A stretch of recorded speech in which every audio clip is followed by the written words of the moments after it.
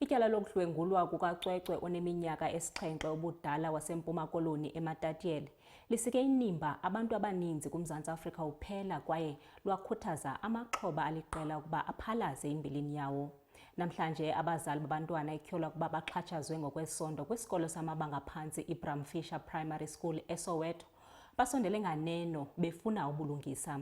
Okanye ke bethetha kudliwano-ndlebe olukhethekileyo negqiza leendaba zeSoweto TV, aba bazali batyhola ukuba abantwana babo abaphakathi kweminyaka esibhozo ukuya kwelishumi ubudala baxhatshazwe ngokwesondo ngokuphindaphindiweyo yindoda ebandakanyeka kwinkqubo yokufundisa ebizwa ngokuba yinali ibali kwesasikolo.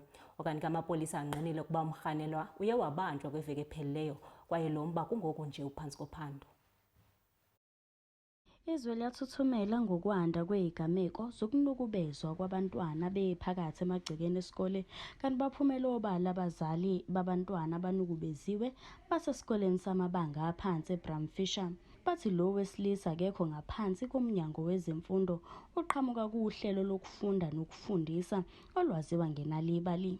Nginomntwana ofunda eBram Fisher Primary, so it was last week bengibuya emsebenzini ngabo 6 uma ngifika endlini athi mama esikolweni uthisha lo ufundisa i-reading club inalibala ubengibrusha lapha emathangeni waze wafaka isandla sakhe ebrokweni wasifaka epaintini walokho ngipress inkomo mina ngisabathe ngiyachifta uthisha lokho esilandele ngipress ngesandla ukuthi ngingakwazi ukunyakaza eclass e-library. Mina umntwana wami ufunda eBram Fisher Primary naye, so it was Thursday morning and I went to the clinic for my personal reasons. Umntwana wa-insist ukuthi mama ngicela ukukhapha and then ngamvumela.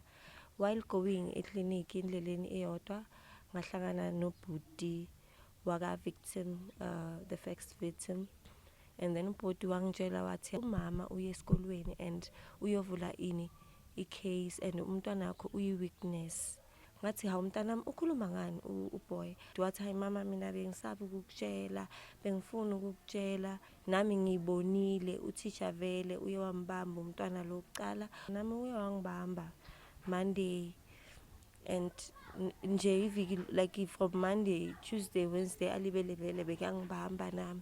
Labazali bathi sebehlalele ovalweni bathi sekunzima nokubathuma ethiloma abantwana emva kwalezi zigameko. So akekho sitshela ukuthi uphumile ungaphandle ngebail, okay ukuqhubeka kwalokho kuzokwenzakalani sesisabela abantwana ngoba bayabuya laba abantu baphume ngamabail babuye balimaza abantwana again ukuthi bacime ubufakazi. Oyishoshovu somphakathi bese nxusa abazali ukuba babe nobudlelwane nabantwana babo.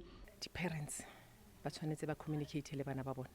The parents ska ba kena fela se ba khathetse ba boa mesebetsing or la ba ba lente mo mahaeng, they have to talk to their kids and then baba botse hore how was the day ku sekolong le hore ba editseng and check the work ya bana.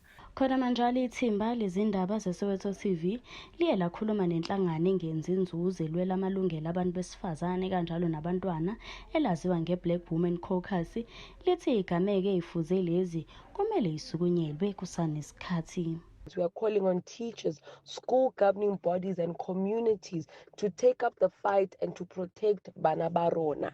In our work of Make My School Safe, we identify kids who are vulnerable or who are high risk, who have demonstrated or rather shown signs that they are victimized, and we also provide psychosocial support services to teachers as well as school learners, as well as linking them up with other resources through our highly sophisticated referral system. We must be working together as maponisa, as the nurse, the doctor, the social worker, to ensure that we move the needle and we bring an end to gender-based violence and femicide that continues to plague our communities. Ke bana ba rona, ke bokamoso ba rona, and we must work collectively to ensure that we keep them safe. Amaphoyisa ophiko lweSABS aqinisekisile ukuthi umlisa uye wakhalelwa ngamasongo kaSigonyela kanti uphenyo lusaqhubeka. Ezindabeni zeSoweto TV ngingunobuhle wakwaNdlovu ngibika ngiseBram Fisher.